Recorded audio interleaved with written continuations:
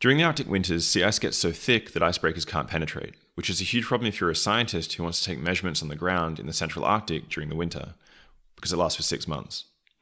The solution is to travel up north deep into the ice sheet during the summer while the ice is still thin, and then wait for winter to arrive.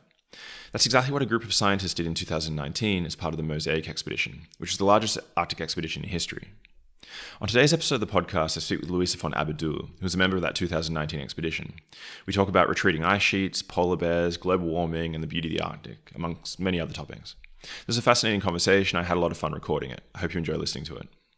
Before starting, though, I should mention that in the first minute or so of the recording, you might hear some traffic in the background. That's a problem that was solved pretty early on by shutting a window. So for those with sensitive ears, just jump forward to about the 3-minute mark and you should be fine. Cheers. Escaped Sapiens. I wanted to start by, first of all, giving a basic picture of just a cartoon of some numbers. So, what have we lost in the Arctic over the past 50 or 100 or so years in terms of ice cover, sea ice cover? Yeah, that's really dramatic and also probably one of the most visible signs of climate change. We've lost basically something like 4 million square meters of ice. And that's roughly half of the sea ice cover we had before in the pre-industrial level. So it's really a really big change that is well visible. Is it only the extent or also the thickness that's changed? Both of them. So what I've just given you are the numbers for the extent. But the thickness also halved in the last 6 decades, roughly. So we used to have something like 2.5 meters at the end of the melting season, so when the sea ice is the thinnest. And now we only have something like a bit more than 1 meter and maybe 50. So there's also a quite dramatic change. And the big difference is especially that the ice is getting younger. And this is also the reason why the ice is thinner. So the ice used to be in the Arctic for something like, multiple years, 2, 3.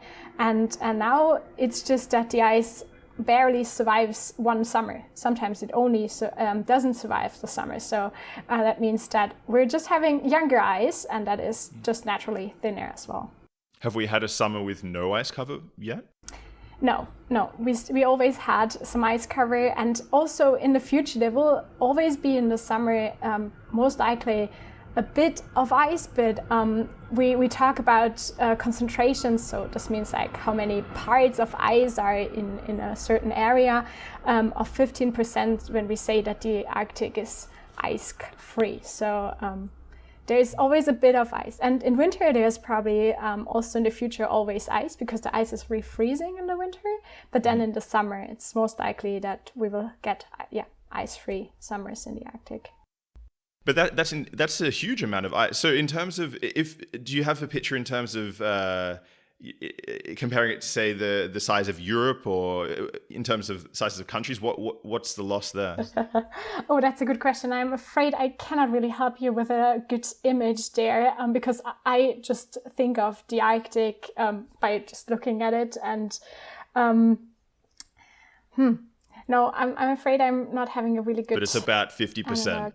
Yes, and that's quite a lot. And I guess it's always a good thing just to have a look at an Arctic map that actually looks completely different than the maps that we're used to, because in our maps, the world is stretched out and the focus is somehow on Europe or Central America. But when we look at the Arctic maps, we look from above. So it's like looking from the, more to the just with the North Pole in the center, and then you see that the former ice extent was reaching all the way down to along the Greenland coast, and now it is basically stopping at something at a height of Svalbard, what is about 80 degrees north. So it's quite a big difference. Has that had a big impact on the climate in Greenland? So can they now grow stuff there that previously they couldn't? Or do they view it as a good thing in these areas?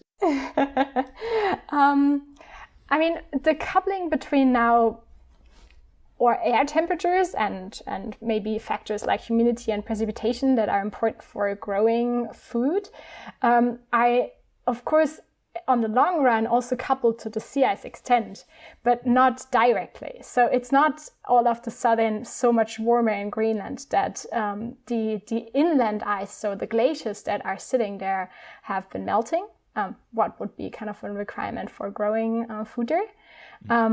But for sure, it changed the navigation. And I think we all heard the headlines about cargo ships and at least icebreakers that passed over the North Pole from Europe to Asia. So to take this shortcut, and this is changing so that the Arctic is getting more accessible for ships.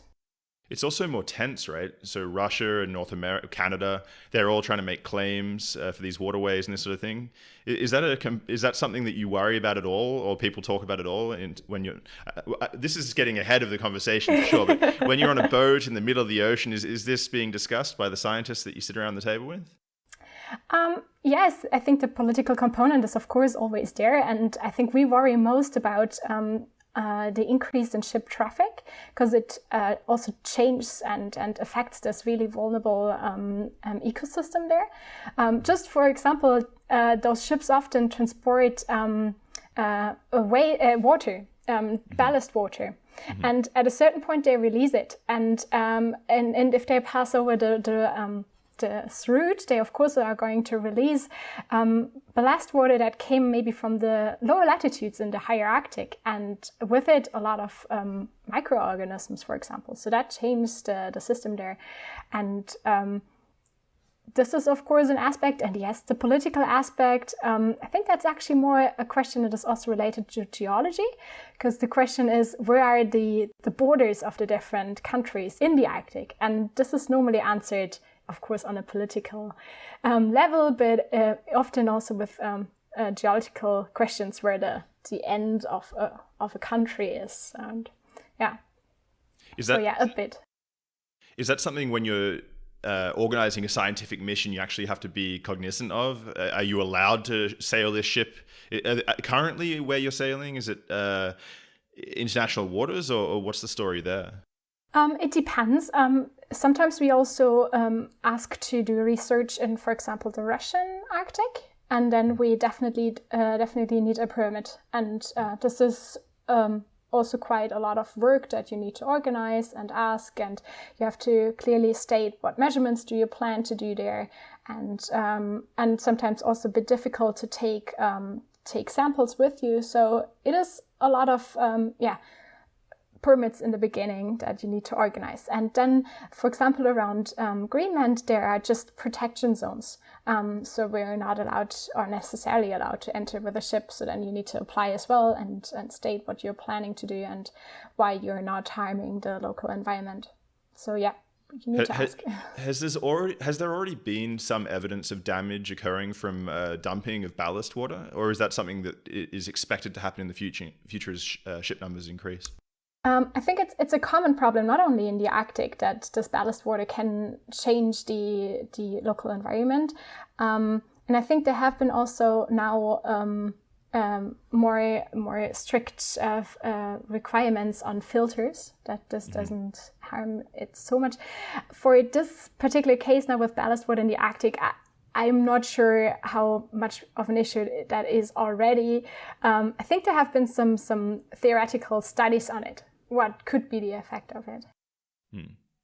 So in terms of your own interests in research, was it sort of the retreat of sea ice that got you first interested in polar research, or how did you first come into this story? I think it was the glaciers, not so much the sea ice, because I think glaciers are just really, really beautiful and majestic somehow. They're so huge, and if you look at them, you can't really imagine that this is just like frozen and compacted snow, and then all the colors. So it was really the beauty of them, and that fascinated me when I got to know them in, of course, the Alps, but also later on when I stayed in Svalbard. Glaciers are often also, let's say, something like a long-term record of the climate. They react quite slowly to climate changes. And if you look at them how they retreat or advance, you can say something about the general general climate state of the Earth. So I got to know them also from a geological perspective, because if you look at let's say the leftovers from the glaciers, you can also say what the temperature was approximately during a specific state in the Earth. So it's a bit like a historical book for the climate of the Earth. And that's why I was really fascinated by them, what they actually can tell us. And that's how I got to know them. And then from glaciers, I moved on to other components of the cryosphere. And then I found the sea ice. So were you specifically doing research on temperature in previous eras? Or what was the research you were doing on the glaciers? On the glaciers? We had an ice core. So it's just like you take a core from the glacier, what can sometimes be something like 700 meters long, and that documents then the temperature of this really long time record. It depends how old the glacier is. And I was actually trying to figure out a better age model for that ice core, because it's cool to know the temperature, but it's even better if you know when that temperature was actually occurring. So we tried to date this ice core. That was my glacier-related research. Wait, 700 meters from above? How big are these? The ice cores? Or the glaciers? The glaciers are 700 meters tall? Yeah, sometimes even bigger. The one in Antarctica are something like 2 kilometers thick. Oh, I had no idea. That's enormous. Okay. Yeah. That's a lot of water, That's a lot of water that could end up in our ocean and just rise the sea level. I see. Are there other discoveries that are happening as well with the glacial retreat? So I know with the permafrost melting, you have these creatures that are being found from, that have been preserved, in wolves and all sorts of animals. Are there similar stories there in Svalbard and Greenland and other areas with exposure of interesting things? Or glaciers tend to also kind of crash everything and compress it. So it's not the best thing to conserve it, even though it's cool. So that's probably good. But especially, rocks and everything else just smashed together. But I'm pretty sure there has been also probably fossils found in the context of glacier retreat that were just maybe located below glaciers. And wasn't also this a human from the Neanderthals, like this different species of the humans, wasn't that also found in a glacier? I'm not sure which one. In the Alps? Okay, sorry. Is this Aussie you're thinking of? Yeah, maybe. Was it maybe? Wasn't that found in a glacier? That's... I don't know. I think that was a Homo sapiens, though. I think. Yeah. Okay. Not one of those. Okay. But yeah, you're right. So the glaciers actually carve out geology rather than preserving little bones and little specimens. Yes. And then they leave certain formations of rocks, and you can later on detect them and find them. Also, for example, on the seafloor, we mapped the seafloor with eco soundings. So we went there by ship, and then we had a signal was sent out to the seafloor and reflected, and then we could kind of get a surface map of the seafloor. And with this, you can detect where the glaciers were located during, for example, the last ice age, and then you see how much how much water was actually within the glaciers and what the sea level was at that time. With these glaciers being sometimes 2 kilometers thick, there's really no way that we could repair the damage industrially, say, by blowing water back onto the glacier or some crazy idea. Like, we really actually have to solve the problems that are leading to the retreat, right? That would be at least my preferred option, if we do not do so much geoengineering, but rather solve the problem from the beginning. The glaciers, as I said, they react rather slow. And there have been some studies whether they are already at tipping points, so points where there is kind of no return. But as far as I'm aware of, at least the Antarctic glaciers most of them are still somehow stable, in the sense that if climate change is now slowed down or maybe even reversed, that the glaciers would stay stable and would also increase again in mass. So But so you say that they react quite slowly, but I guess when you were on Svalbard, did you have the opportunity to speak with any older members of the community who maybe could remember in their lifetime some changes? Is there anything along did you speak with anyone about that? Yeah, I mean, I just had to speak to my professor who was doing research for already something like 20, I think 30 years or so on a particular glacier, and he could report on how where the calving line was located before and how that retreated. So definitely you can see it, and think, of course, when we talk about climate change, we always try to look at periods that are something like 30 years, maybe even better, even longer, because we are aware that there are just a decadal variability that might also obscure certain trends and lead to maybe biased estimates. But still, for the glaciers on Svalbard, it's clear that all of them are on average retreating, and also since longer. So it's not only variability, but it's also a clear trend. So climate change is very real for you and the people who have actually been there and witnessed these changes. Yeah, I think that's one of the aspects in the Arctic. What I find so remarkable is that climate change is so well visible there, just because the mean temperatures in the Arctic are accelerating twice as much as the ones in our latitudes. And here I think it's sometimes hard to see or to understand whether this particular strong storm event or this heat wave was really related to climate change or something else. But if you're in the Arctic, you can just look at the temperature records and you see, okay, there have been too warm temperatures for now more than something like 5-10 years, and the sea ice is retreating so clearly and the glaciers are retreating. So it's really strong signs. Why is that? Why is the Arctic more sensitive? So there are a lot of different effects, but I think one that is really easy to grasp and also really dominant is the ice albedo feedback. It's just related to the fact that white ice is reflecting a lot of the energy. And if this white ice is now retreating, it leaves the dark ocean below. And this means that if there is just sunshine, the energy of the sun is absorbed by the ocean, and that is then heating up, what leaves more energy for melting more ice. So it's an accelerating feedback. And that leads to the stronger decrease in the Arctic sea ice, and then also in the stronger increase in the temperatures there. This is just like one example that is quite remarkable.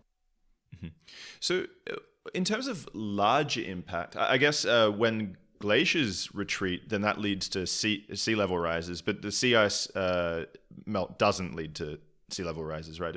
Or not as dramatically.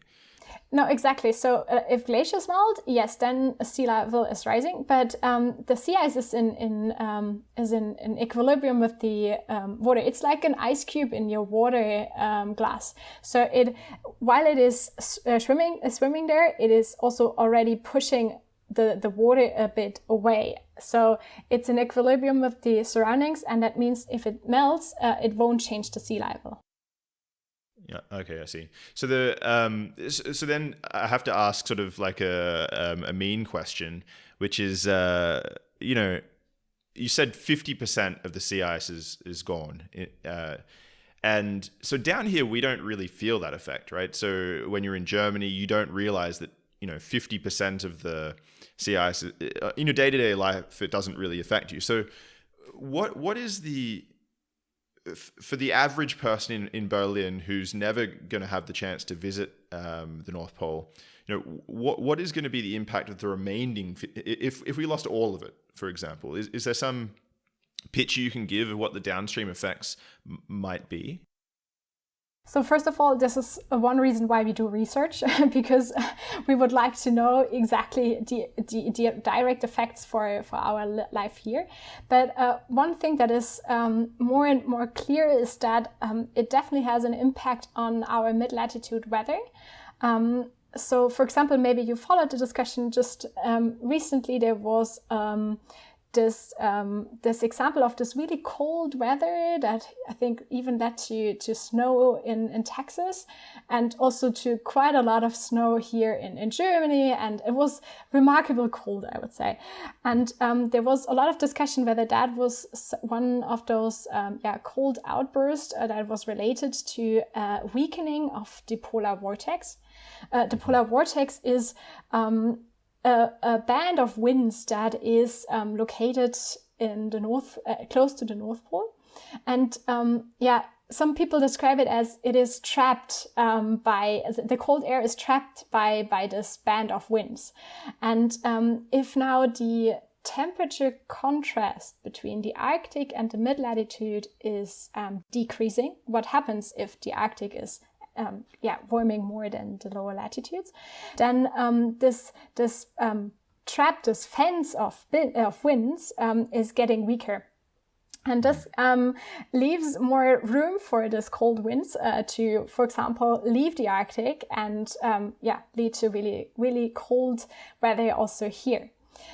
This is the one side. It is also still, current research that there's also current research on the question whether those heat events or the opposite effect are maybe also related to a weakening of this bands of winds.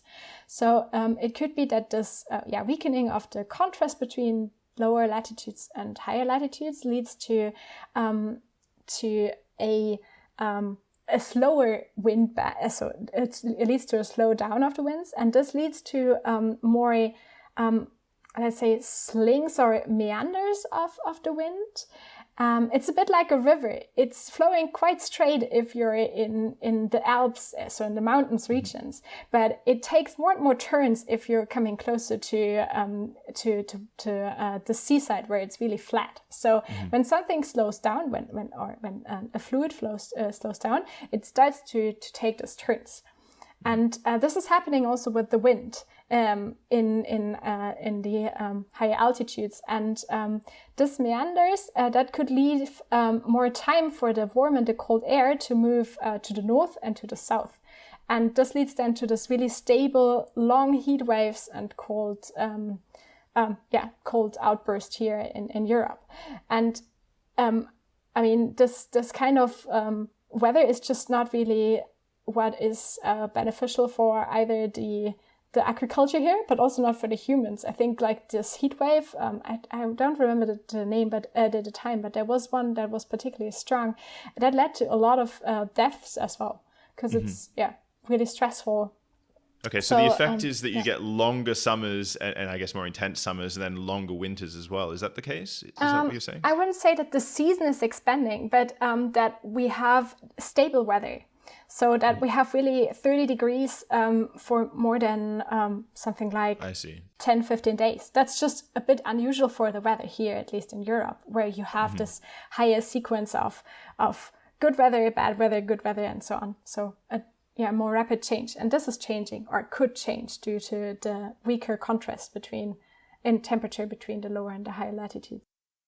I guess one of the sad things is as well, so you have this, the dynamics are changing, and then what's going to happen is you might have quite intense cold periods, and people will say, look, there's no such thing as global warming. It's colder in Texas than it's ever been before.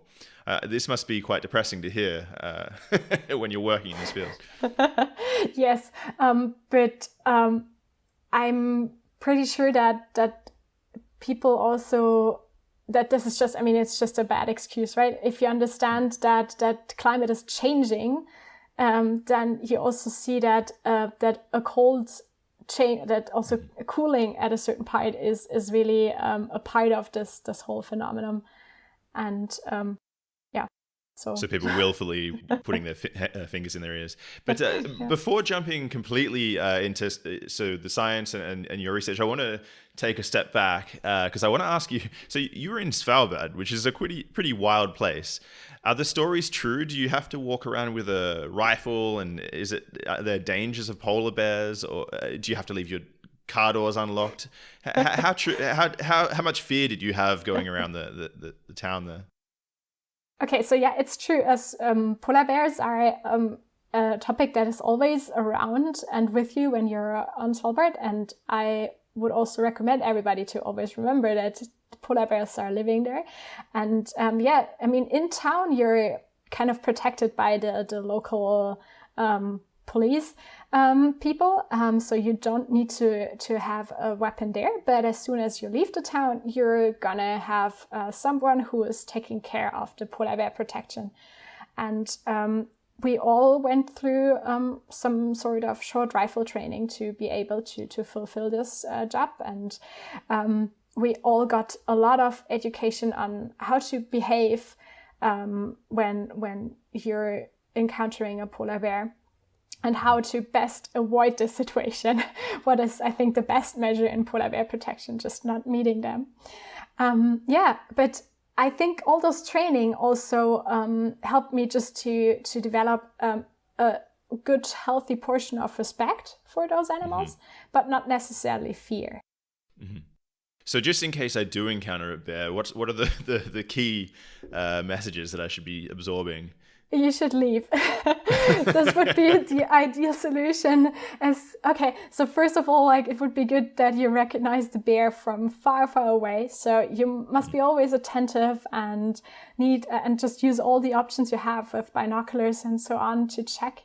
It's also important, and I think that's also important for a scientist, to remember that someone really should have the only duty to do polar bear watch, so that you're not thinking, okay, yeah, I could check with the measurements of my colleague here while I'm watching or something like that. No, like, it's really important that you're dedicated to this task, and it's also quite tiring. So we often just switch then after a while to make sure that one person is really attentive always, and then it's working, that you really recognize them from far, far away, and then you just make sure that you leave again. And if that really doesn't work, and you have to kind of let the bear approach, I would always try to scare them away by screaming, making a lot of noise. Like, for example, if you're on Svalbard, then you might have a scooter. That's great. So first, because you can leave with the scooter, but scooter is also really, really noisy. So this is also a good thing to scare the bear away. And yeah, and I mean, in the ultimate measure, you have this, like, you have a signal pistol, and so that makes a lot of noise as well. Yeah, and then only for the last. But in general, do the bears try to avoid humans and sort of random encounters, or do they sort of pick up the smell of humans and then become curious? What are they like? What are their personalities like? I think that's the thing that I learned, is that no bear is like the other, and it's not possible to predict the behavior of a bear. And I guess also you shouldn't try to, at least not if you're as, like, I mean, there are probably a few people on Svalbard who are really, really experienced in this, and they might have some some abilities to really read them a bit, but I wouldn't dare to really do that. But I can just tell you what I experienced while I was now on the ship, because I think on the ship the situation is a bit easier. You're really in safety and you can observe them.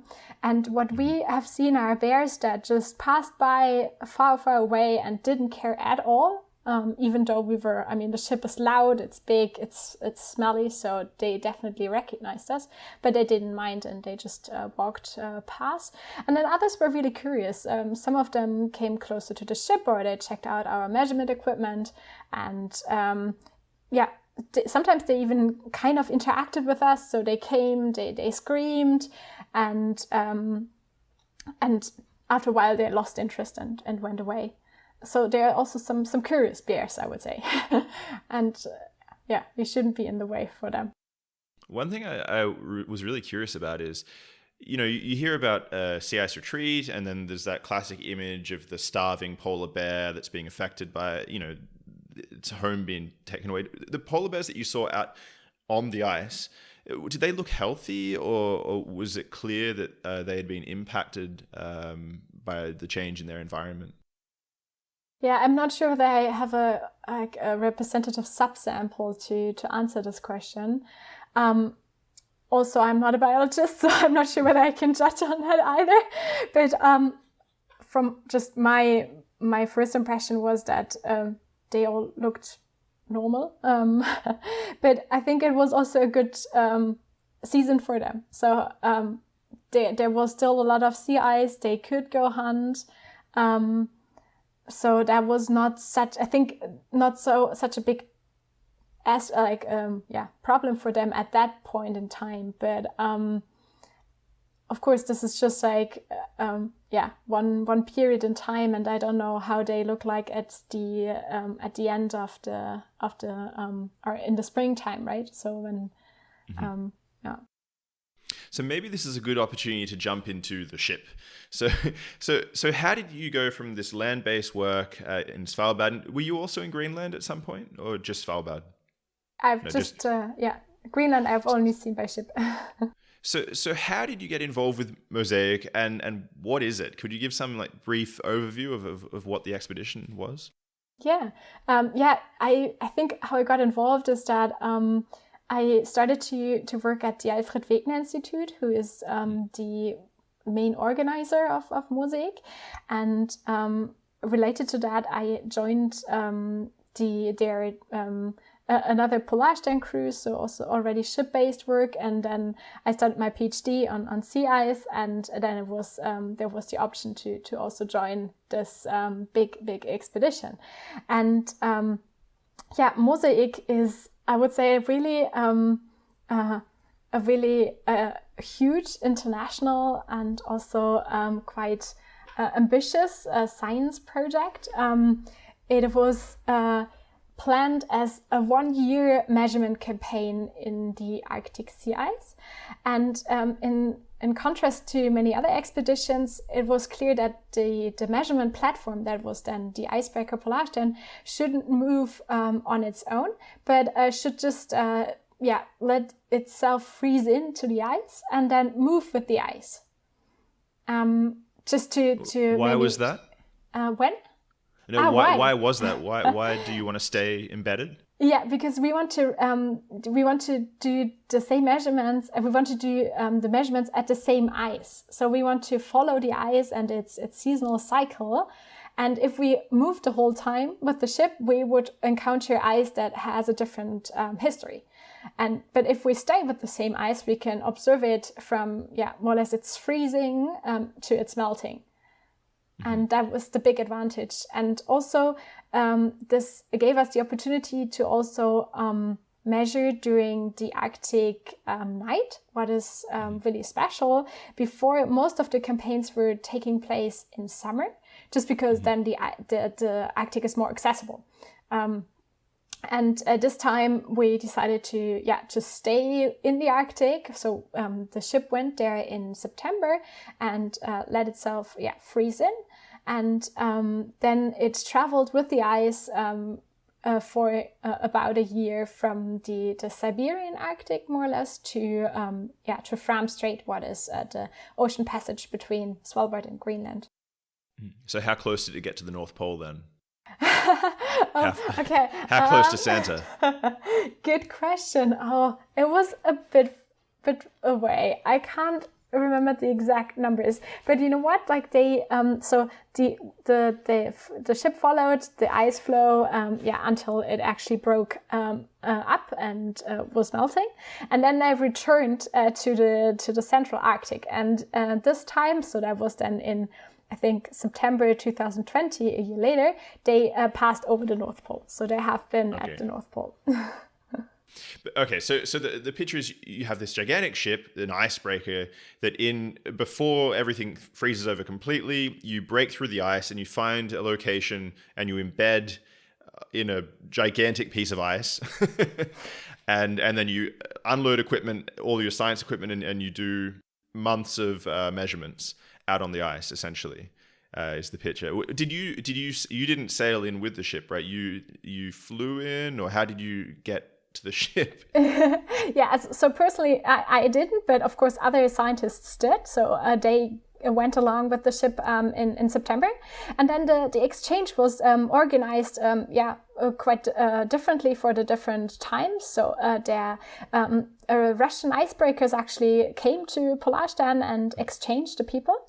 And my exchange was planned by airplane, so they wanted to land on the ice, but unfortunately this was not possible due to then the outbreak of the pandemic, because we planned to fly from Svalbard, but wasn't open for visitors at that time, due to the pandemic.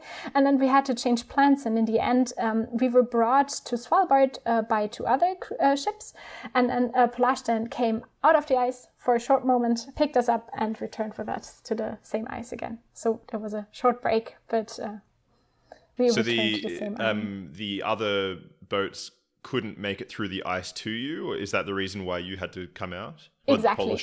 Exactly, because Polarstern was the only available icebreaker at the time that could do the journey. So we had to wait outside of the ice. I see. When you're traveling through the ice, do you hear the sound of the ice on the hull and feel sort of the pressure?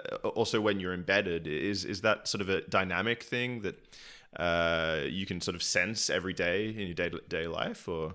Yes, absolutely. So breaking through the ice with the ship is super impressive. It's loud, and sometimes we get stuck and then we have to back up with the ship and go again. So we ram our way through the ice. And this is really loud, and also with some acceleration, so you can feel it. And I was always so impressed to do sports in the ship while this happened, because it is located at the front of the ship and in the deeper parts. So you're basically exactly where the ice is breaking, and you can hear it, and it's really, really impressive. And you can also feel how the ship is then moving when some of the ice flows are rising up again, and then they push the ship a bit, so it starts to move. And it's sometimes a bit difficult to fall asleep when so much is going on then. But so in the night times when you're not sailing but you're in location, do you hear sort of the creaking and groaning of the metal, or what's that like? I think when we were then frozen up in the ice, then you didn't hear so much the ice working against the ship, but you could hear the ice working just when there was some deformation, so ice breaking going on somewhere else. So when ice flows move towards each other and just pushing themselves up or below the other ice flows. And so you could observe that when you were outside and just paying really attention to it. So this is also impressive sounds. So the ice is quite dynamic, right, outside the boat. Did you have people who would put down some equipment and then come back the next day and it's gone? Or Yeah, it did happen. I mean, the interesting thing with the ice dynamics is that it is stable the whole time, and then out of the nothing, a lot is going on. So it's really difficult to plan with this.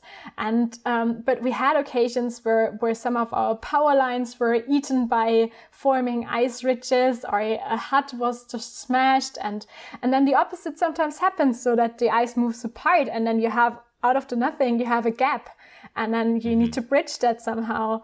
And so we had a lot of interaction of ice dynamics with logistical equipment. And so how do you pick a spot? Like, how do you know that there's not going to be some huge calving event and then your boat gets swallowed up by how did they do that location picking? Yeah. So I mean, the Polarstern itself wasn't in danger, because the sea ice is so we weren't close to glaciers where calving could be a problem. So but the sea ice itself, it's thin enough. Yeah, exactly. It's thin enough. It's something like this. Yeah, let's say 1 to 3 meters. So it's not something that is dangerous for the ship. But yeah, in respect to your other question about the location picking, there was a lot of, I would say, help from space, because they checked out the area before with satellites and looked at the ice flows that were around. And then also a lot of experience. So of course there were the sea ice experts out there together with the captain. And then also we got a lot of help from the Russians that also have a lot of experience in setting up such camps. And all of them decided which flows would be worth to check out. And then people went on the ice and checked how thick the ice was. Sometimes they also tried it with the ship. So they went into the ice, and if they didn't get stuck, then this was not a good flow. So there's so there were also some tests like this. When you say you checked from space that they were around, you mean so you were looking for some ice that was around the previous year, so that it was thick enough, or that's what you mean, right? Yeah, exactly. So they were looking for a stable ground, and this was, of course, then related to the ice thickness. And they picked ice that was so you can sometimes tell from the structure. So if it's really rough, then you can say that this ice is probably thicker. And this is a property that you can see with satellites, so how rough the ice is. And so they found some ice flows that were just rougher than the surroundings, and from those they could say, okay, this is most likely more stable, and this they picked as the base camp for the measurement site. But then of course they also wanted to survey the thinner ice, and as the ice grew thicker, they put more and more instruments also on this thinner part. Mm-hmm. So in terms of so satellites can go over and get a rough idea of the thickness of the ice. So what can you get from being there on location? So what sort of measurements can you make that just satellites can't touch? So it's a lot about the detailed processes. So the satellites can give us something like the extent of the ice, so the question whether there is ice or not, and they might also be able to give us a rough idea how thick the ice is, but they are not really able to resolve the exact structure of the ice. Something, for example, what the topography is like. And the topography is then important to tell whether melt ponds are going to form. So little ponds where the meltwater is accumulating, and in which then a lot of biota is living. And those are all aspects that the satellites can't see.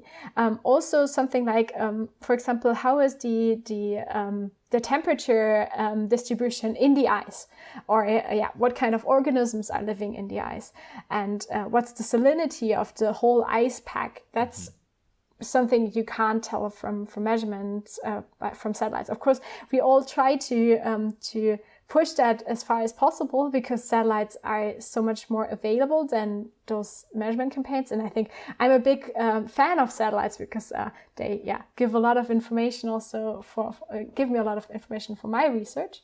But there are still aspects where we also just need ground truth to validate what we see from the satellites. And the MOSAiC campaign was a really special occasion where we put a lot of the measurements that we have normally on satellites on the ground to check whether this is whether we actually interpret the signals completely correctly. That's a component I'd not thought of. So you're doing a double check on the. Okay.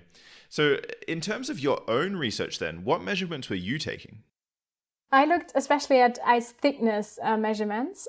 So we want to know how the ice thickness is changing.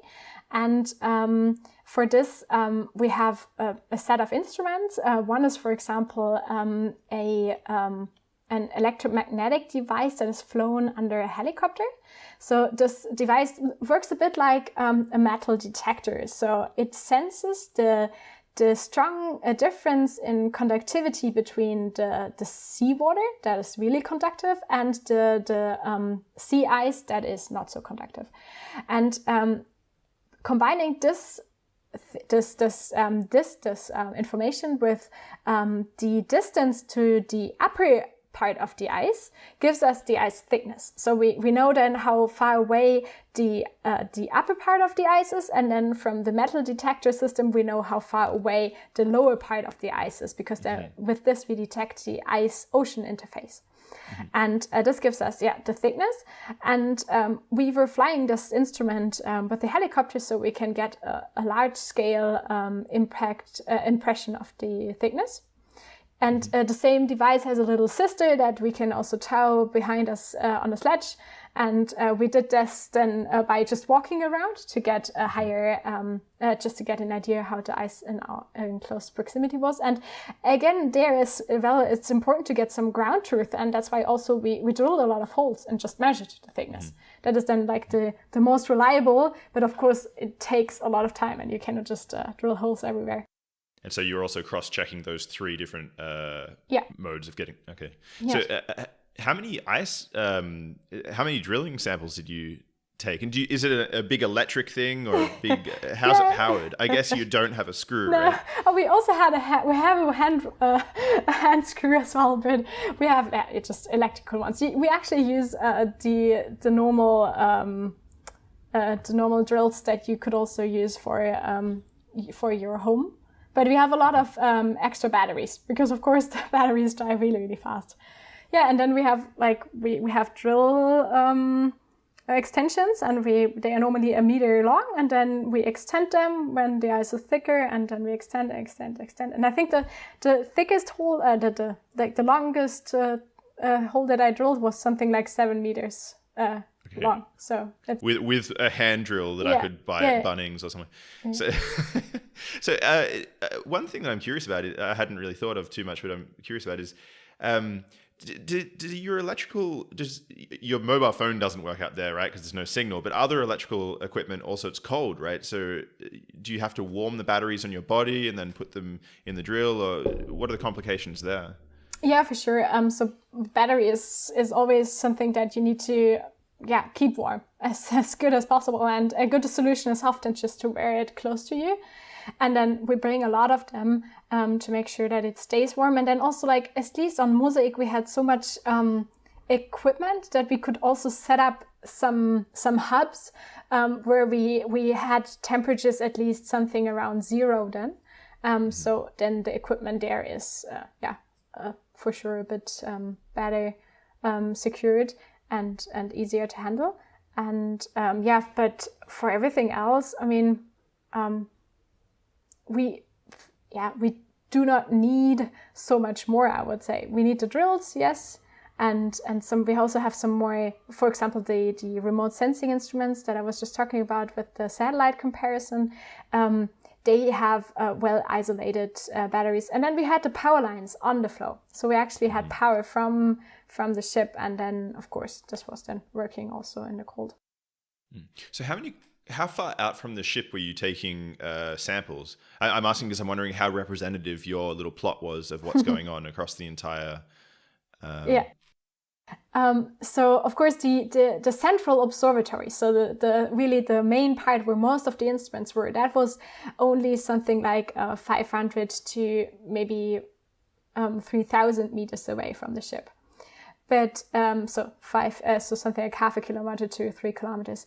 But what is also really special about MOSAiC is that we set up a lot of instruments in the wider surroundings of the ship, something like satellites as well in that sense, so that they were up to a distance of, I think, 50 kilometers. We had several stations where they were only autonomous buoys, autonomous measurement devices deployed. So we put some instruments on the ice that were measuring without any need to just to take the measurements, and they sent the data via a satellite to us, and this helps us now to get like an idea how representative the measurements at the central observatory were for the wider surroundings. And then in the last instance, of course, we can compare those measurements to the satellites, and then with this we can even extend our radius.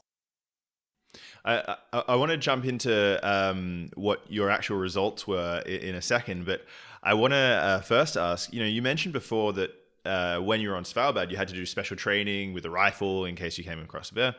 But here you're flying around in helicopters. Is there any special training there, or is you just... No. Of course, I mean, we were also trained there from the pilots to do how to actually behave around a helicopter, because it's also dangerous, right? But I even was so lucky, and I'm not sure whether I was lucky, but I also did a training how to escape from a helicopter that is more or less flooded with water. So it's I don't know, but it's a common thing that helicopters get turn flooded around. with water. Yeah, I mean, like, so you're asking about trainings about helicopters, and one thing that could happen, I mean, it never happened, and I hope that's gonna be the case forever, but that the helicopter is just like broken, and then it's just there's an accident, right? And we fall into the water with the helicopter. And I also got a training how to escape from a helicopter that is slowly going under the water and drowning, more or less. What was that like? Were you put upside down as well? Yes. And yeah, exactly. Yeah. Because that's often what happens with helicopters, right? They turn upside down because they're so top heavy. I see. Oh, because the engine's at the top, right? Yeah, because the engine at the top, exactly. So they often turn around. Yeah, there are facilities that do exactly this. They put you in something like a helicopter dummy and push you into a swimming pool. And then you learn how to escape, and so I was actually well prepared, I would say, for any occasion that could happen. But of course, nothing happened, and we're really also, our equipment is really good. So we have this survival suits always wearing, and as I said, good instructions how to behave in which occasion, and so. So in your daily job, you wear survival suits, you learn how to shoot rifles, and you do safety training for if your helicopter crashes. Science. Yeah, I didn't expect that when I started to do science, that this would be part of it. So in terms of the measurements you were doing, what were you able to find out? Both yourself and also more broadly with the expedition. What sort of things could we learn? So I have to disappoint you, but MOSAiC was such a big expedition that we have so much data that we haven't really came to the point that we can draw really so nice conclusions yet. So this is a process that is probably keep us busy for the next 10 years. But what we already found out is, for example, where the ice came from, that we worked on. So we looked at the history of the ice and could locate its most likely formation place. And what was interesting is that ice formed in a really shallow area of the Siberian seas. So where the ice formed, the water depth was probably in the meter range, and that led to a lot of sediments that we could find on the floor. So rocks and little pieces of animals and just sand. And this is happening because when the water is really shallow and there's a lot of wind action going on, a lot of sediment is still in the water when the water starts to freeze. And also, a different aspect is that sometimes the ice is growing all the way to the bottom and picks up some rocks there. So we found actually a lot of rocks then on the floe when we were when the ice started to melt. And that's a really strange situation if you're walking on ice and below you there is not solid ground, but there is something like 4,000 meters of water, but you find actual rocks in the ice. That was really interesting. And that also pointed out that this ice is a really important transport medium for those rocks. And when this organic material, and when the ice melts, this is then of course dropping to the seafloor and provides another source for nutrients for the animals living there. And if you cut down now this transport route, for example, because the sea ice is melting earlier, you're not going to have this flow of this transport of material any longer. And those are those aspects where I think we have not yet understood the whole system well enough to really foresee all the consequences, because maybe those organisms are then somehow important for another aspect of the ecosystem, and it might have a really huge effect if they're not getting their nutrients any longer. I guess the image that I had is really quite wrong. I had this image where, okay, there's polar bears that you can see, and I was imagining seals. But other than that, I was imagining it to be sort of like a desert. But actually, it sounds like there's quite a bit of life under or in the ice itself. What else was there? What was nice to see out on the ice when you were out there? Yeah, exactly. So about the life, for sure, there's a lot of algae productivity actually in the ice and right below the ice, and there is actually a lot of research going on now. What's going to happen with this algae? Because you can imagine that when the ice gets thinner and when there's less ice, then there's more light, and this normally leads first to an increase in bioproduction. But then on the other side, also the habitat of the species are more or less gone when there is no ice any longer. What could also reduce then the availability of those just the growth and the productivity of those species. And so one of the big questions that are not yet clear is whether actually the Arctic is going to develop into a source or a sink for carbon dioxide, because if you have then out of the nothing such a big change in this biota that is normally consuming CO2, then this could either lead to more or to less CO2. So this is still also quite an interesting ongoing question, and I really hope that MOSAiC is also going to provide answers to that question. But you were asking what else was nice on the ice. Yeah, in terms of your daily life out there as well. I think for me it's really the colors. So of course polar bears are super exciting, but I was in the ice when there were melt ponds around, so when the ice was starting to melt, and melt ponds are have the same color like the Caribbean seas. So it's completely turquoise, and you see this white ice, and then you see this white ice, and then you see around the turquoise melt ponds, and this is so beautiful. It's a bit like, I think, others when they see maybe just the beach and the ocean, and then you might have really interesting clouds above you as well. And all those different types of blue and white is just like really, really beautiful. And when then there was sunshine, everything was just like shiny. And that was always really, really special for me. And then, of course, as you said, the ice is really dynamic, and ice, the properties the thickness is changing. So when there was a deformation event and one of those ridges were just increasing, that was also really impressive, because you know that there must be so much force to push these really, really thick ice on top of each other. And yeah, that was also absolutely just astonishing to watch and impressive. Did you have a regular day-night cycle? How were the days like in terms of length? Yeah, for me, I just had sunlight. I did not have a single sunset for something like 2.5, 3 months. So you probably didn't see the northern lights or anything like this? Not this time, but I've seen them while I was on Svalbard. And this is also really impressive. Absolutely. Like this green, it's incredible. Did you, when you were talking about finding pebbles and stones and shells, when you would take an ice core, were they all the way through the ice core or just on sort of surface layers?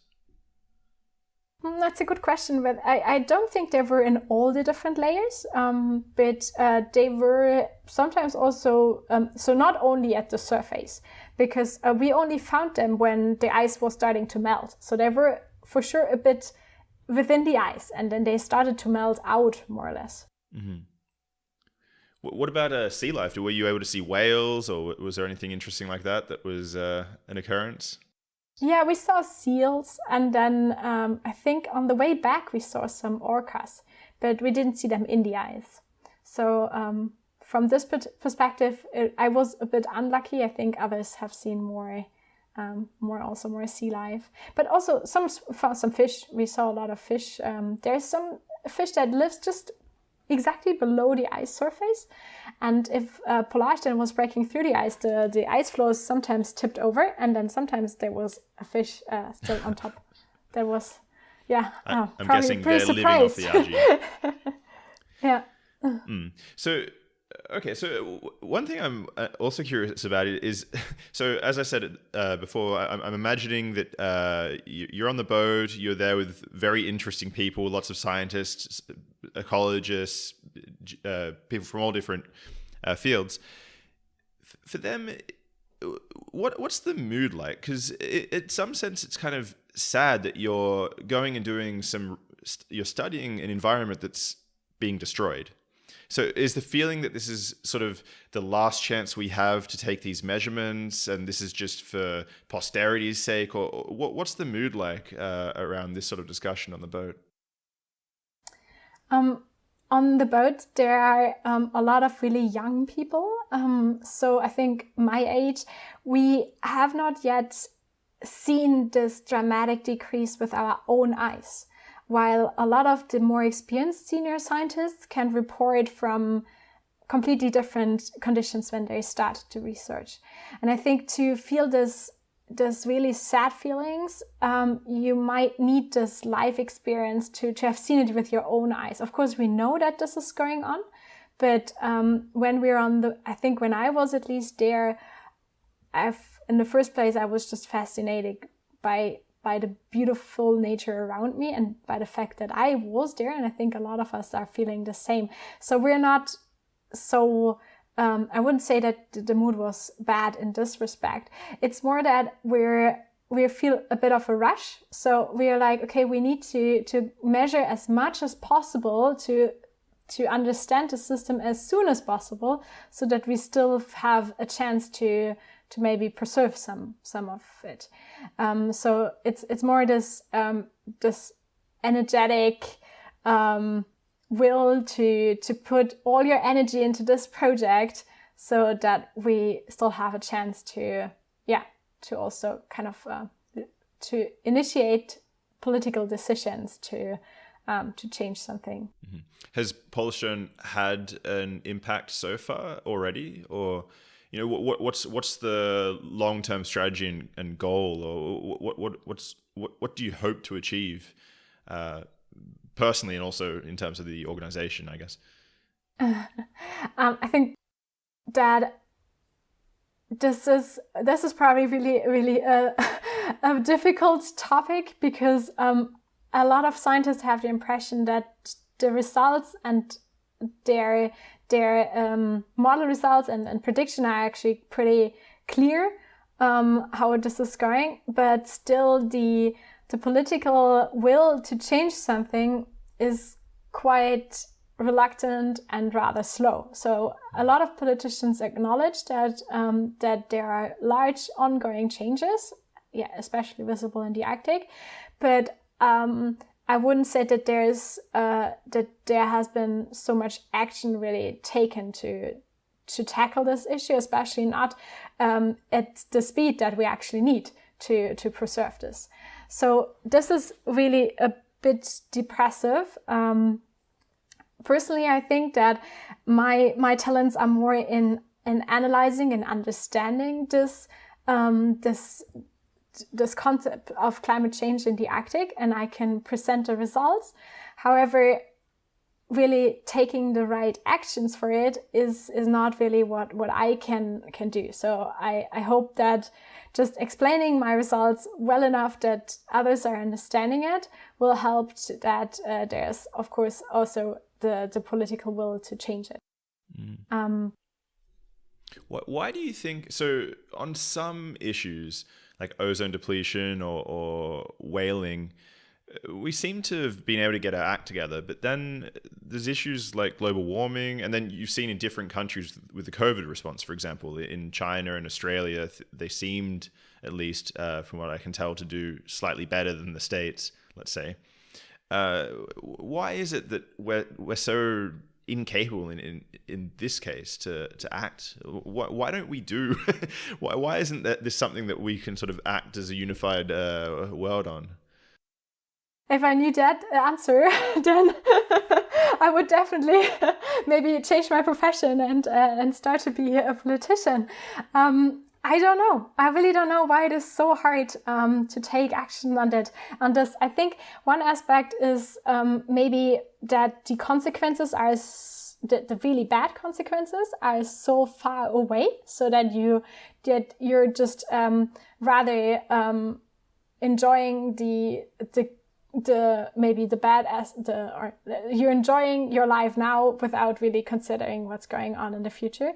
Even though I know for example, for the ozone depletion, that it was kind of similar. So, of course, the ozone hole was increasing also at that time, and that was changing that was already affecting people's life, but also the big consequences lie in the future there. So, but I think that is one aspect of climate change that makes it so difficult for people to really understand the severeness of the situation. To then take actions. And yeah, I think just 4 years of legislation period for politicians is just not long enough to really to propose a change there. So it's just so much short time thinking, and that's at least one of the reasons that I see. And for all the others, yeah, maybe. Yeah. So what do the models say? What's the most likely outcome if nothing is done? So for the sea ice extent, the models suggest that that in summer we're gonna have this somehow ice-free Arctic Ocean. So this something like 15% concentration by 2050, 60, maybe 70. So something that we're gonna witness. Okay, but then in the winter there'll still be some coverage, but it will be thinner, and maybe won't support polar bears and seals in the same way that it does currently. Yeah, exactly. So in the summer, in the winter, there's gonna be sea ice because the sea ice is also refreezing faster if it's thinner, just because thin ice is less isolating the warm ocean from the cold atmosphere. So when the ice is thinner, it also grows faster. But so there's also always going to be sea ice in the winter, and but of course there are a lot of different consequences then for the ecosystem in the Arctic when there is no sea ice in summer. For example, of course, of polar bears and but also all the smaller organisms that are living there, like the algae. And I guess whatever eats the algae, krill or whatever. Okay, so that doesn't sound super positive. Are there, if the politicians don't act, are there engineering solutions? Like, can we work with the dynamics of the ice flow to help preserve it, or there some mechanisms at play where we could somehow, generate ice? Are there any discussions along these lines, or is it all? Yeah, they are. I mean, it's, and I think it's good because we're researchers. We need to test all the options that we have, right? So there are studies that try to analyze this. There has been one, for example, to put wind turbines on sea ice to pump up water, because then this water would quickly refreeze. But what they also could show in this study is that there is almost no effect or no positive effect on the mid-latitude weather. So it's maybe only it's just changing a small bit, a small part of this whole system. And I think that's the whole issue with all those geoengineering solutions, that we do not understand the system so well that we can really tell what the measures that we're taking are changing. So of course, I think there are some where a lot of studies have been done on, but they're not so much related to the Arctic sea ice, but more to the general CO2 concentration in the atmosphere, or, for example, the solar radiation, the solar incoming radiation. and they might work. But for everything that I've seen so far related to the Arctic, it's just not really feasible, because either it's not well understood whether this really has a long-term large-scale effect, or just because the Arctic is super inaccessible, so bringing there a lot of infrastructure to kind of improve the situation would probably harm it at the same time. In terms of the that one expedition, then, do you have to be quite careful in terms of your impact on the? I'm guessing you took all your rubbish back out. Yeah, no, definitely, exactly. So there needs also be an assessment on our impact, and we actually talk a lot about it, especially now. And I think the next expedition in this size is gonna have far more sustainable solutions also for measurement equipment on board, and I'm really happy about this.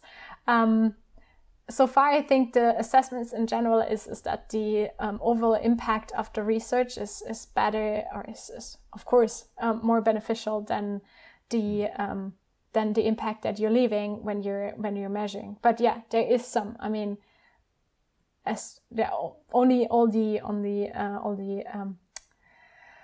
fuel that we're burning to get there is already quite a lot of CO2. Mm-hmm. So, what's the best case scenario? So if politicians and nations agree to some path forward, what could happen? What could we do at this point? We personally, or no, I mean generally, globally, what could be done? Are we at a point where there's no return? Can we get back into a place so we have full coverage over winter and historic coverage over summer? Or are we at a position now where we've gone too far and we've gone beyond some point? Yeah. No, I think that, of course, there are strong feedback mechanisms, as I explained, with the albedo feedback, that could even reduce sea ice when the warming stops.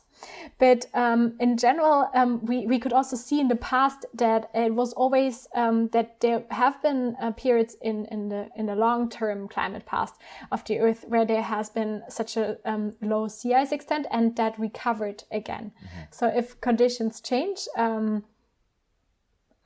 at least now, I would be positive that there's also a recovery of the sea ice, especially at that point now, because it's not yet completely gone. Mm-hmm. And so I think if we're able to follow maybe the 1.5 degree aim, then this would definitely still, I think, conserve the chance that the sea ice extent is also there in summer, at least to a minimum extent, that would support then the survival of polar bears and other animals living in the Arctic. So what's your next mission? What's on your cards for now, if all goes to plan? Okay, I think my aim is to contribute a bit in the understanding of how all those sea ice deformation processes, so the ridging of the ice and the thickness change with it, work, because this is still an aspect that is a bit missing in the models. And I would really like to improve this. And with this, I hope that we get better model simulations that tell us how sea ice is actually changing in the next 10, 20, 50 years. And I hope that if a lot of my colleagues and me work together on this, that we get so convincing results that politicians are going to take action on this topic. And in the meanwhile, I try to convince everybody that the Arctic is really a place that is worth to save, and that then they can also support the decisions of the politicians that are hopefully then saving the Arctic as the ecosystem and climate system as we know it now. I think that's a nice place to wrap up, Luisa. Yes. So thank you very much for coming on the podcast. You're welcome. That was really... Sorry? I was really cool to talk to you. Thanks for all your questions. No, I had a lot of fun. Can I ask some more questions, though, that are sort of just not related? Yeah. Or weirdly related.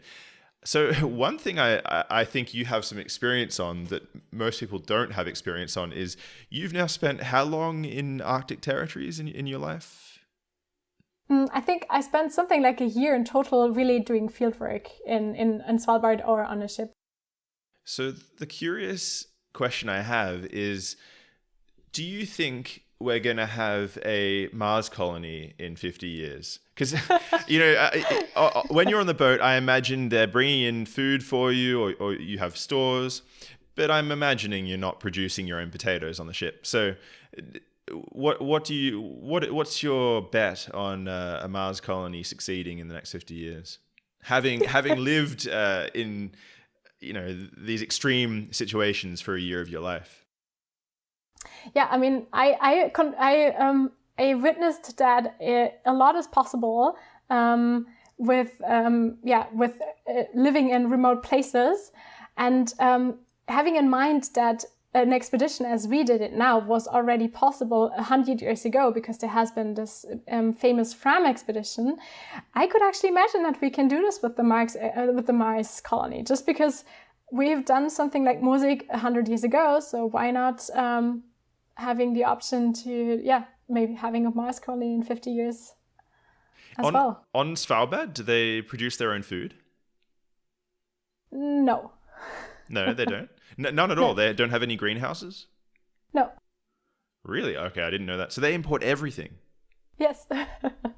At least I haven't seen anything. I mean, maybe they try a bit, but there's one project. There's this one little small, super tiny greenhouse project where they do this, but it's really small. And they do the same in Antarctica. There are also tomatoes growing in Antarctica, but I mean, a super, really, really small numbers, right? So it's not that this is really meant for, Are you also interested in going down to the South Pole? Oh yeah, I would love to. I guess that's very different research there, though it's not sea ice. Well, there is sea ice there as well, but yeah, exactly. Sea ice is really the connecting element there. So this could be definitely a reason to go there. But everything is a bit different there, so it would be really interesting to compare it. Do they have stations out on the sea ice there, though? I thought all the base camps were sort of inland above. Exactly. They're mostly on the shelf ice, so this is a floating huge glacier, if you want so. Okay. So, your bet is that we will have a colony on Mars. You reckon it's going to be... That's where your bet is. Yeah. I mean, like, probably just a few explorers. Like those... Like Fridtjof Nansen did the drift experiment with a few people back then in 1890s or so. So I think something that could be possible for the Mars as well. Because humans are crazy. so they really... And they're so curious. They really want to do this. So... That's brilliant. I like it. I like that you've been positive on that side of things. I wanted to ask more about some of the outcomes of your research, but I realized that you're going through the data, so it makes it a little bit difficult to give conclusions at this point, unfortunately. But it seems like, you're definitely a cooler researcher than me. I've never done helicopter training. I've never... I did not aim at that at all. It was more that I think I had to somehow cope with it, because it's also quite frightening. I mean, it's not that I decided I want to become an adventurous or something like that. I'm more a researcher, and I really like if I can control my model simulations in my computer, whatever, and then somebody says, okay, but if you want to kind of experience this really cool environment out there, and I really want that, then you also need to learn how to shoot, and you need to learn how to get out of a flooded helicopter. So, yeah. Was there any other crazy training you had to do? Or was mainly restricted to that? Those two, but a lot of my colleagues had to go through a full training of like a seaman training. So they learned how to firefight in a ship.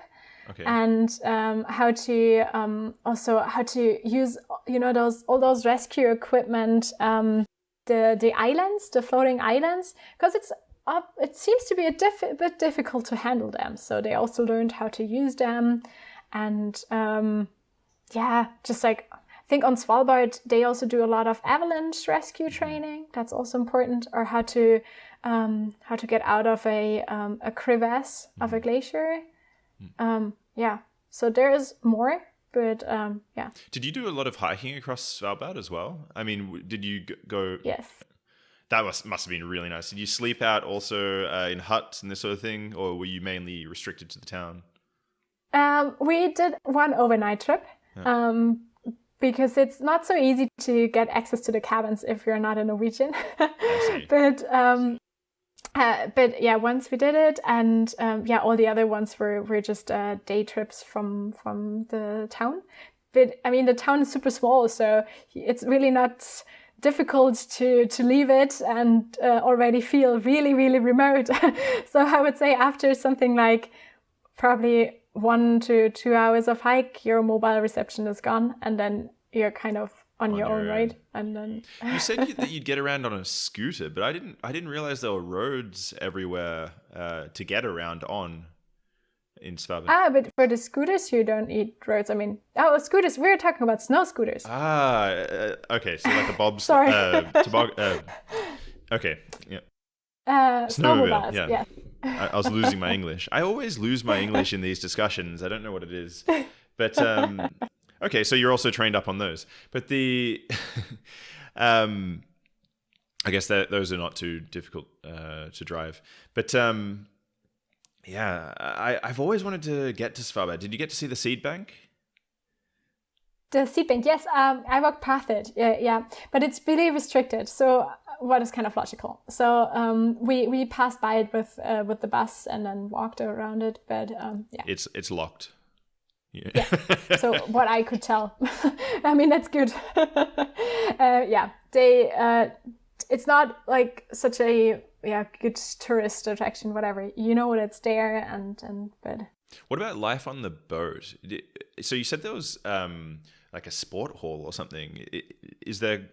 How big is this? How many people were there? So people-wise, Polarstern has 100 capacity for 100 people. Mm-hmm. And then, so 50 are from the crew and 50 are from the science party. Mm-hmm. And there's a little sports gym. There's a gym. There is even a little swimming pool. So you can probably do something like three times, I don't know what's that in English, but you can swim 3 times more or less, and then you're on the other side. But is there a sauna as well? Yes. Okay. Yeah. I mean, you need some little parts of kind of a comfy life to keep up the mood. Mm-hmm. But were you completely disconnected? I guess you had satellite internet. Was that the case? Or? Yes. So they just recently changed it. When I was the first time on Polarstern, we only had this kind of web mail interface that was our only connection, and a satellite phone where you could buy just cards for. That is, of course, quite expensive, and it often interrupts your whatever. So that was really quite intense, like no WhatsApp, no checking of your own mails, only like the emails were maximum size, something like, I think 50 kilobytes. So no images. And that was quite tough, but now they changed it and now you have WhatsApp connection on Polarstern as well. Of course, also no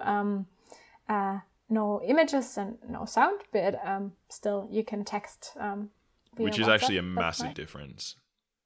Yeah. Exactly. Yeah, because otherwise you need to teach your friends again to write emails. Yeah. that is a bit difficult. What about the food? Were you eating a lot of baked beans, or was it pretty good? Yeah, I mean, you can tell from the food how long you're already on the ship. So at the beginning, there's still salad, and then there are still tomatoes and carrots, and at a certain point, it's just everything canned. So, and then the salad is, more everything that you can just store a long time. But the kitchen is really good. I mean, I think there's something like 6 to 7 people working there. We have our own baker, so she was doing fresh bread for us each day and cake, and we get served 3 main dishes per day, and it's quite it's really good food. I mean, it's kind of traditional old German food, but it's okay. Yeah. So the ship is German, right? Polish down is German, but yeah.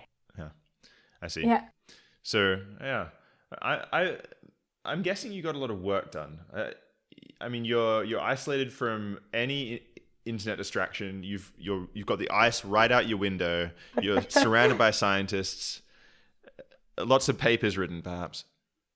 Yeah, it's really, really productive. That's true. But unfortunately, productive in sense of data collection. So I think nobody really managed to write a paper at that time, because you're just trying to, in the mornings, you're packing the last items you need for the ice. Then you're on the ice, you get some lunch, and then you go back on the ice, and then you return. And then you need to store the data. You need to copy all the field notes that you made into a digital format. You need to just do all the quality checks. So I think the main challenge is really to keep up with your documentation, so that all the data you collected during the day is really well documented, so that it's not lost for future generations. Because we really want that this data is understandable also for people in 10 years.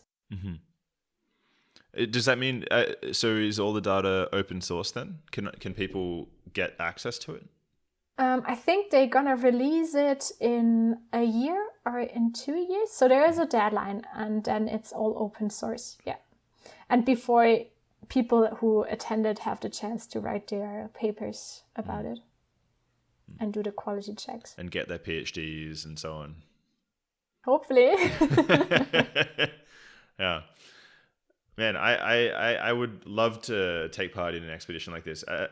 I don't think I'm going to, in my profession, I don't think I'm going to get the chance. But I imagine that when Polish 10 was first going out, they probably got applications from all sorts of people wanting to jump on the ship, scientists and non-scientists as well. Yeah, that's true. Yeah, we also had there was one way for a non-scientist to join, and that was via an outreach project where some teachers joined. Oh. And they prepared now a lot of school material, what is, I think, a really, really good thing to also, teach students a bit about the expedition. But except of that, I think it's also a good chance to apply for a crew position, but then you need to be able to either cook or do mechanics or something like that. It's crazy that there were 50 people working on the ship who were non-scientists just to keep the ship running. So I'm imagining you had diesel, electric generators, and it's not a nuclear powered vessel, right? It's diesel or no, it's diesel. Yeah. I see. Yeah, I mean, it might be that I think during MOSAiC they reduced the numbers a bit because they didn't have to drive the ship the whole time. Mm-hmm. But if they are in normal operation mode, you have to consider that the ship is running 24 hours. So you need actually 3 times the amount of people you need to run for the ship, so that you have 3 shifts. I see. And this just then adds the numbers. And I mean, it's a big ship. It's, I think, something like 100 meters long. And then, and then you have to cater the catering. And so we have like our own weather people on board, for example, for the helicopter operations as well. So that somebody who is skillful in weather forecasts is doing that on board and tells then the helicopter pilots whether they can fly or not. Is that why you did the sled work? Every day the helicopter couldn't fly, you were pulling the sled? Oh, it was a combination. I mean, there were also other groups needed the helicopter as well. Mm-hmm. And then there was a lot of bad weather. Yes, we had a lot of clouds. Was there anyone doing analysis of underneath the ice sheet with ROVs or? Yes. But you weren't part of any of that. What were they looking for? No, but in my group they do this. The measurements on our rough were I think so we had parts that were concentrated on light, so on light transmission through the ice. They had really special cameras on it that captured all the light that was going through the ice. But then they were also doing operations for the team that was sampling, for example, sediment flux from the ice. So whenever something was falling down, they had traps in the ice where they could collect all the material, and the rough was exchanging those traps. And then they also did a lot of eco-sounding, so they just collected an image of the underside of the ice, and also how they changed, of course. Is it green? With all the algae? Okay. Bit. So it's like a forest underneath. Yeah. It's hard to kind of show images here, but it's definitely, at least in the summer, it gets green. And I can put images up on screen in.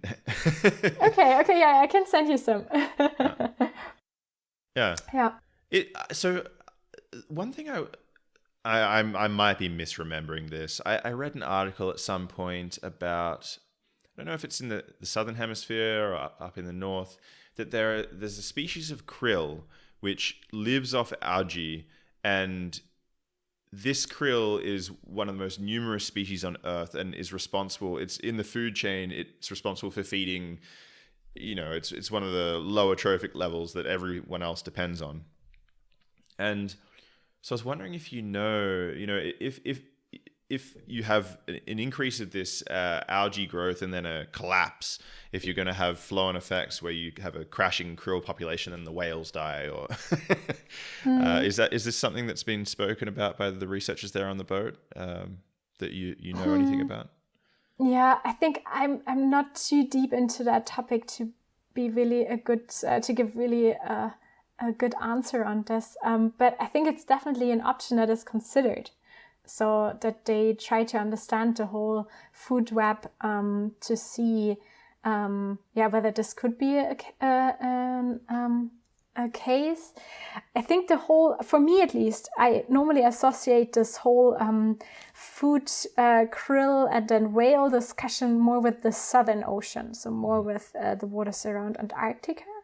But there is for sure also an impact in the Arctic Ocean when this population is decreasing, just because it's not there any longer when it's associated with under ice algae.